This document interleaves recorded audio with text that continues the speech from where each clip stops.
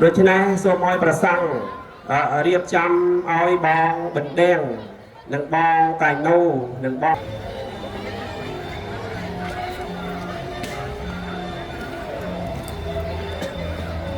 về hết trơn đi, về luôn sao đi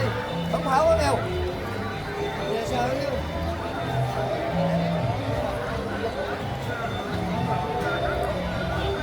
Dạ, lời nói đầu tiên thì cho Tài xin phép gửi lời chào và lời chúc sức khỏe đến toàn thể quý khán giả cũng như là đang xem trên kênh của Tài ha. Thì hôm nay Tài cũng đang có mặt tại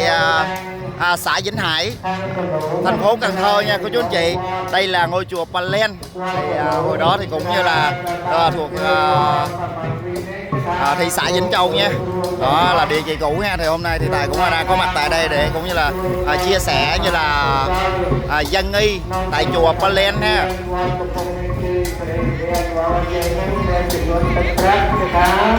Đây mọi người.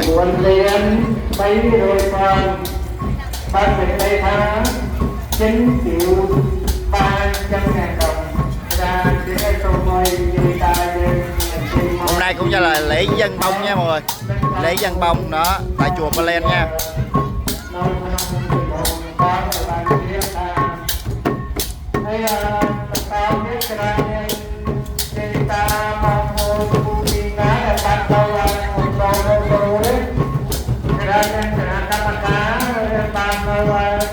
Nari nè.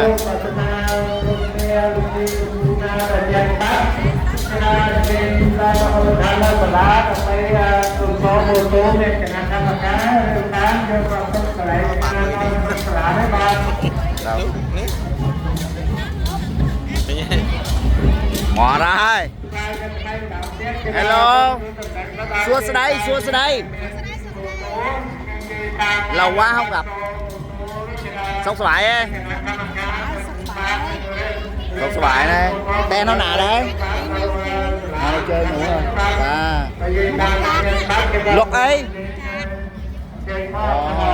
Luật chát á. Mà bọc ban mạn. Là kim hay bèm hay luật ban mạn ấy, bèm nó lẩu. Tụm lại mơ hơi. Mà bọc như luật ban mạn. Mà bọc đập con là kim anh bạn, là kim hay bẹm. Cái này là người ta gọi là dừa nước. Nửa ký 25.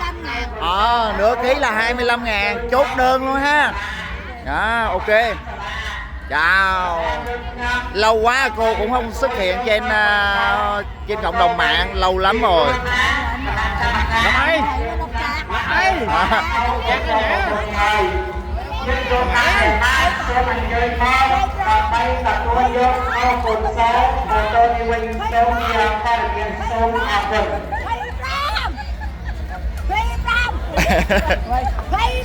Đây là cô 10 điểm cô chú anh chị. Đây là cô 10 điểm mà lúc trước á, nó rất là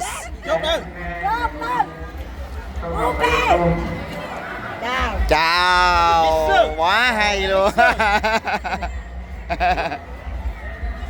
Lâu quá rồi. Lâu lắm rồi không gặp. Đây dừa nước nè.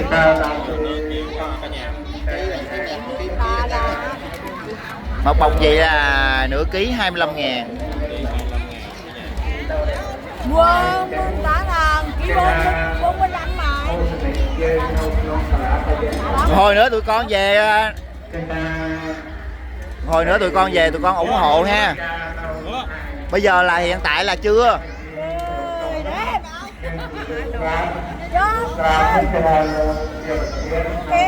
Chào. Quá đã.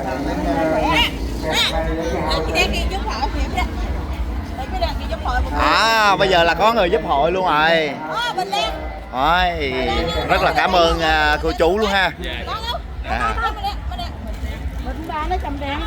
Rồi mọi người ơi, bây giờ là đi qua bên bển là đi qua bển nha cô chú anh chị. Đi qua bển thì cô chú cũng như là tiếp ủng hộ. Đây bắt đầu là Vinh Ly ha. Cái đó thả rồi. Mấy mẹ ơi. Mấy mẹ ơi, mẹ ơi, mẹ ơi. Dạ, bữa nay còn học không?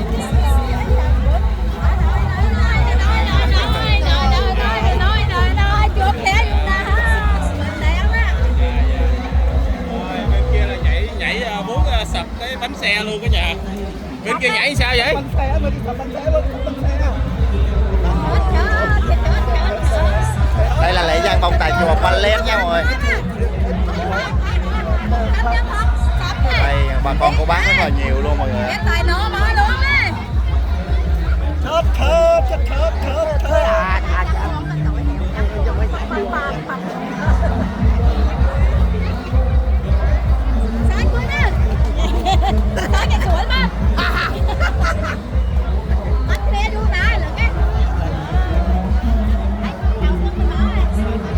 Nói chung là hiện tại là ở trên này rất là đông luôn nha cô chú anh chị.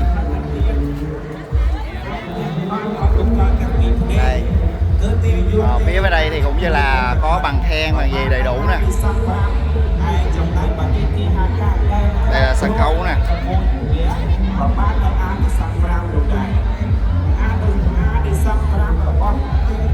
Wow. Nói chung rất là đông luôn cô chú anh chị, rất là đông luôn ha.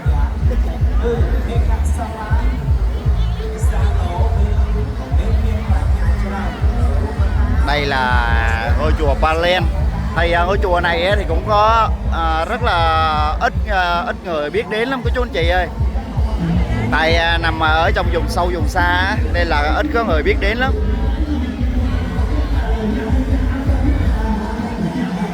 Đây là phía bên ngoài nè, thì anh em rước vô trên một chiếc xe nhảy món bánh xe đó mọi người ơi. Một xe cứng ngắc luôn nè. Cái này là xe vật tư nha, xe vật tư mà người ta chở cát đá đi đó.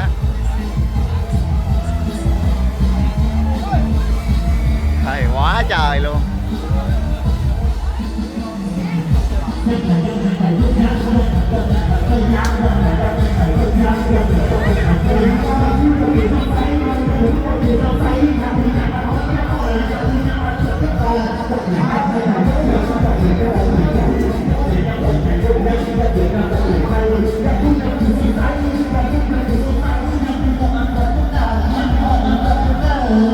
Quá đông luôn ha cô chú anh chị, hình như là gồm có 3 cái lễ giăng bông ha tại chùa Palen nha.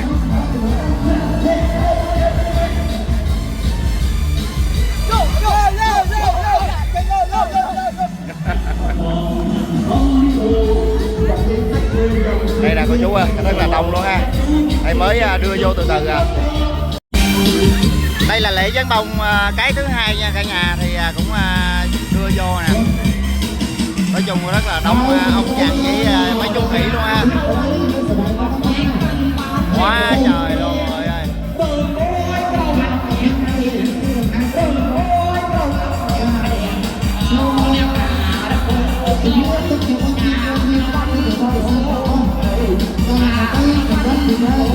Nói chung là lễ giăng bông tại đây rất là vui luôn mọi người. Rất là vui luôn ha.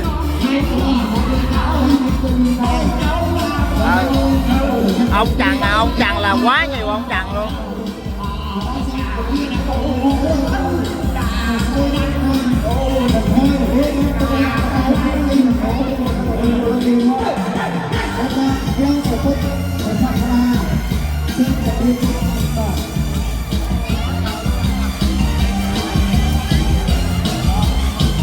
Quá trời ông chằn luôn rồi.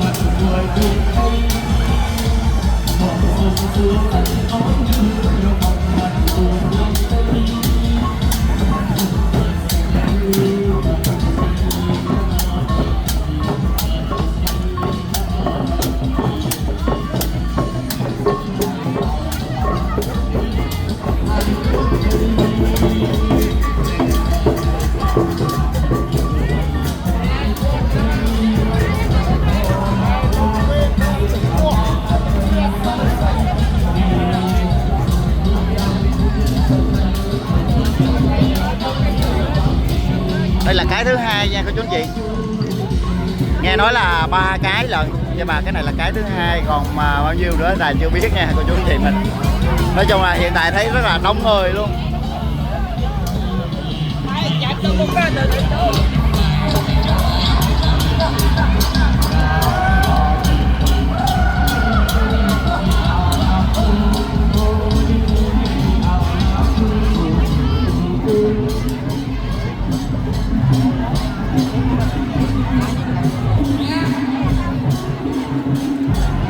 Đây nè cô chú anh chị,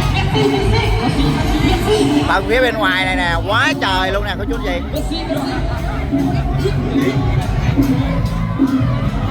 quá trời luôn nè.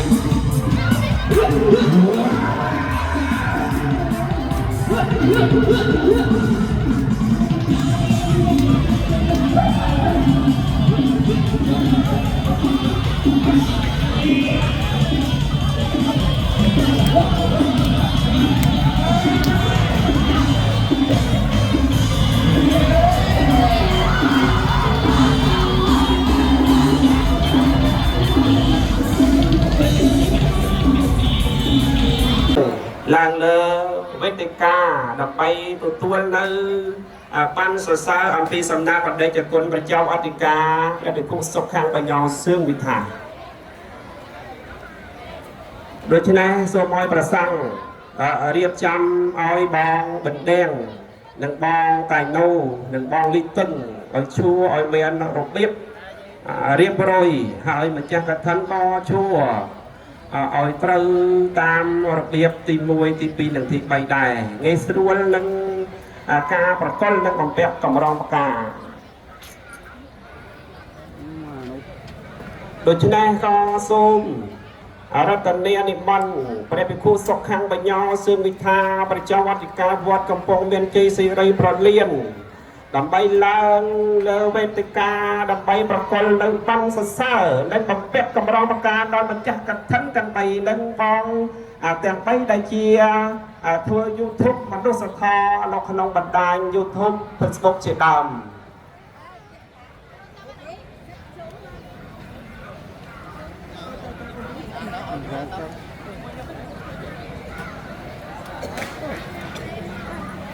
làm lớn ôn lắm đó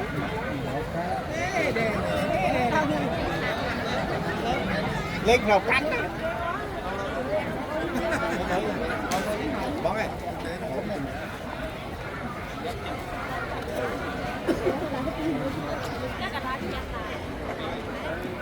rồi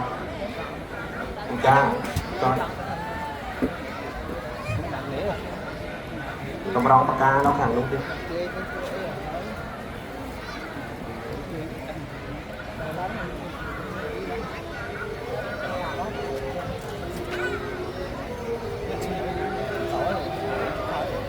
mới xâm phát mới đúng rồi rồi xâm phát mới xâm cạnh lớn phải cầm lên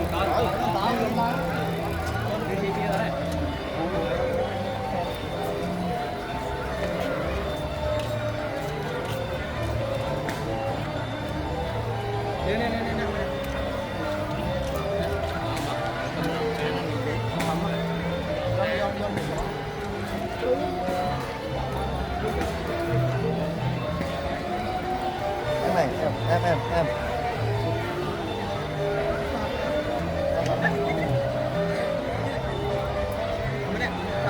thôi hay oa chậm oa cái đoạn rồi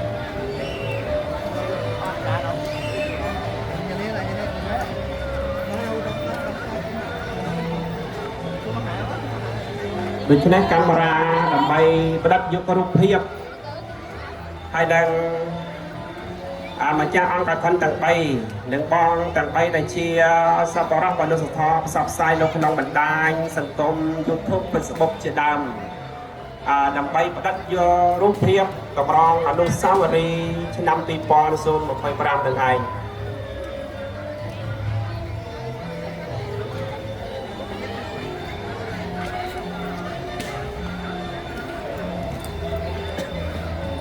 dạ chân này dạ lui sai sao đây không pháo quá nghèo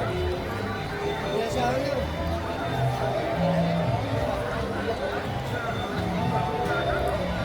โดยฉะนั้น พิธีประกวดบางสัตว์ซ่านึกมันเปียกกำราประกาบานจับสับกรุบทรงพระอาอันโมเตเนีย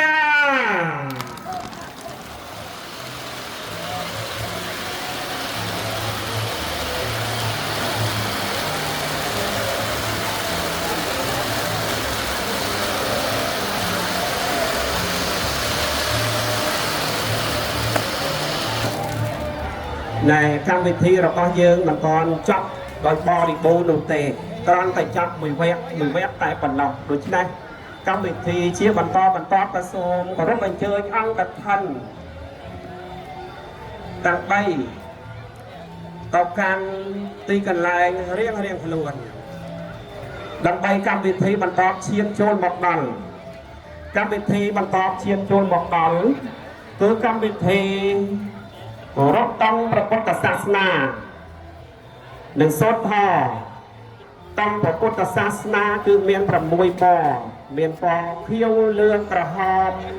ปอซอห้องสปาร์ตหนึ่งปอเพลงเชื่อดังนางเอาประพุทธศาสนาร้องเรื่องกรุปรามปรอนปอนเปรียมุสาต้องประพุทธศาสนาการประอังตรงเจียงสร้างบันได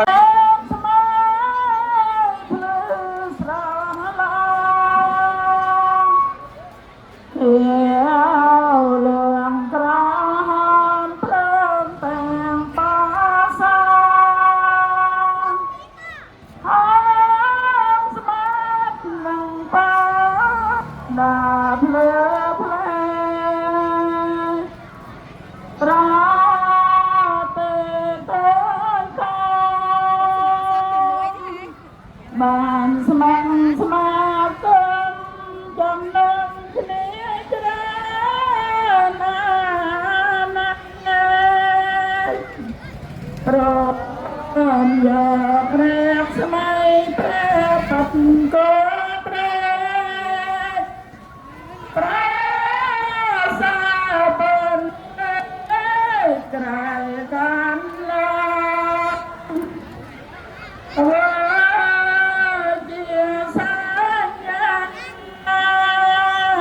ตั้งใจศาสนาในสามปันทานจำบางโยรัลพเนียยอบจัดจำจองน้ำเปรียงเกี่ยมจ้า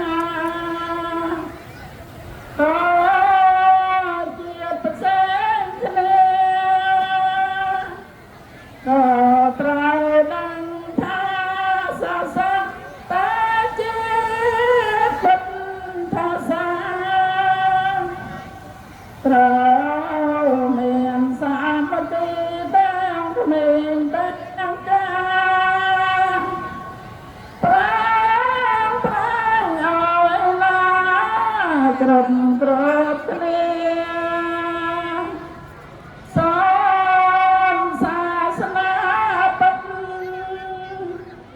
กองประการกระปองพัน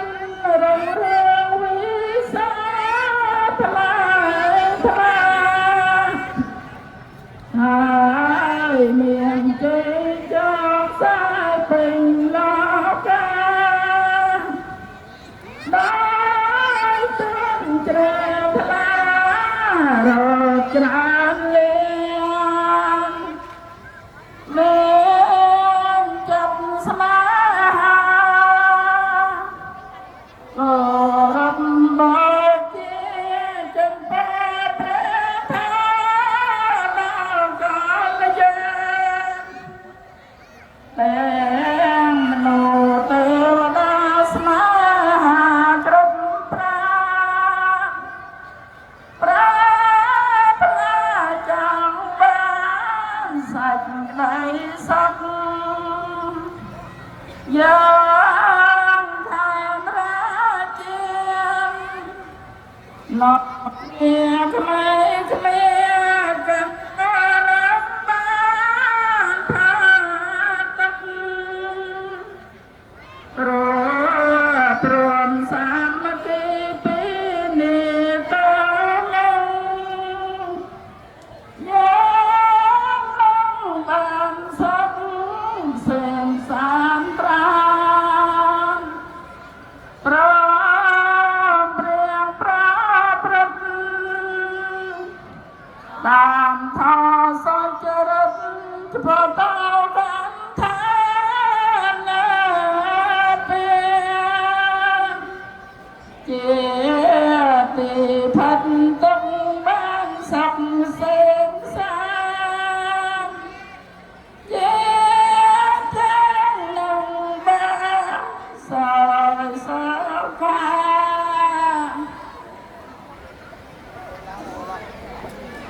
ยันตาโพธิยาโมเลสักยานังนันทิวัติโตเอวันตรังเวทิโตมาหุติสาปิยมังคะเลอัปราตุปรานังเตไสเสปะโกคะเลอภิเสเกรังปโพธิยานังตารังโตมโมตุสมาชัจจังสุสุภเพียจังสหวิตังสุขโนสมหโตจะสยันแถมพรหมจารีสุภเตตินังกายกรรมังวิยาธรรมังปัจจามินังปัจเจกินังมโนกรรมังปะเนติเตปัจเจกินังปัจเจกินังจะจักรมังละมังปัจเจปัจเจกินเลสุมยตวายสัสปันติมองเดียรมมาเดียโมเปียโรเนียสัสตังมังรมเตสัมโพธิสัจจลมสะวันตังสัสยาสัสสามังขอพระใจจะปลอดภัยเงียบหน้าขอมาเรียนสุขอาปัสสนาพระธรรมเรียนขับเกี่ยวกับการเข้าในละเกาประกอบแก่เยี่ยมมาทุกสิ่งและบางลาพันในโจเจียพองสมาโจเจียพองสมาโจเจียพองสมิราเพราะฉะนั้นเป็นที่เราต้องระวังเยอะสำหรับวัดจับดันบริโภคสมอนุโมทนาสุขอากทันจะไปเจอคณะกรรมการยุสายสังฆโยมพลังอุปทานสลาใจป้านั้นกับพันตูนดังเอาประกาศไอ้กระจังประกาศตามโซมโอรบอันเจอโจรอุปทานลงไปเพื่อพิธีการโดยต่อไป